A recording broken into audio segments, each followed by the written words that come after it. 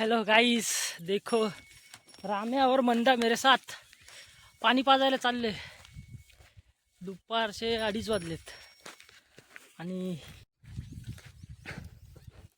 दुपारचे 2:30 वाजलेत आणि तळ्यावर पाणी पाजायला चाललोय. ही 2 जनावर आहेत. ही मंदाबाई आणि ही तिचा लेकरू राम्या शेठ.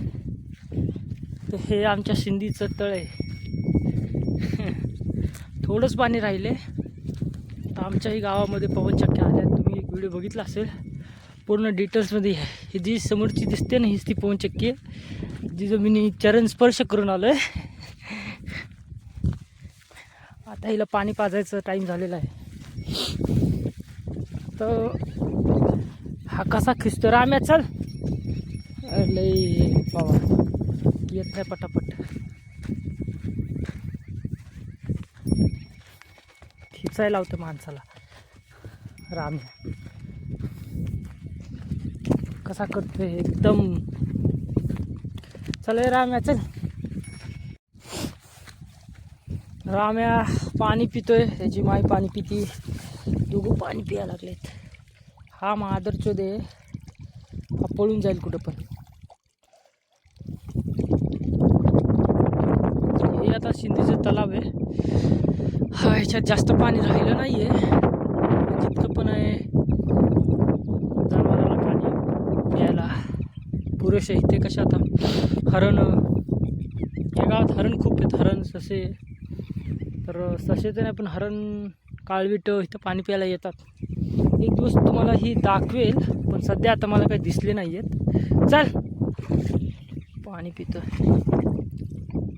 आता ही बघा पाण्यात बसेल. हिला खूप शॉक आहे पाण्यात बसायचा. पाणी पिऊन झालं ना, निवांत बसून थोडं अंग थंड करेल, त्यानंतरच उठेल.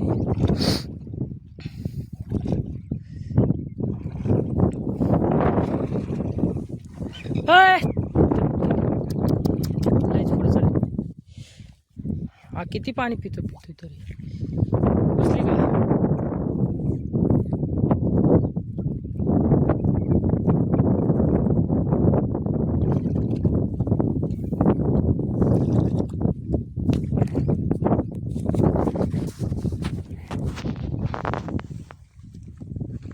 अरे पाणी पियचं का? लयच ताण लागली. जायची नाही तर पुढं लांब.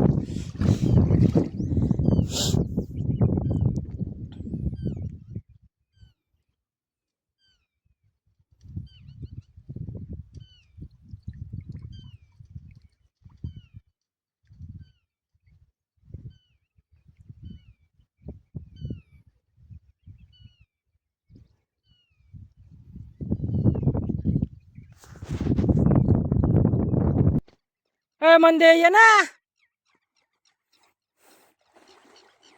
म्हैस लय तिला चिखलात बसायचा शॉक आहे. कडक ऊन पडतंय, खतरनाक ऊन आहे. त्या उन्हात तिला चिलपिल करते, चिलपिल. आणि ह्यो तिचा टपोरी पोरगा साला एवढा हरामी आहे ह्यो.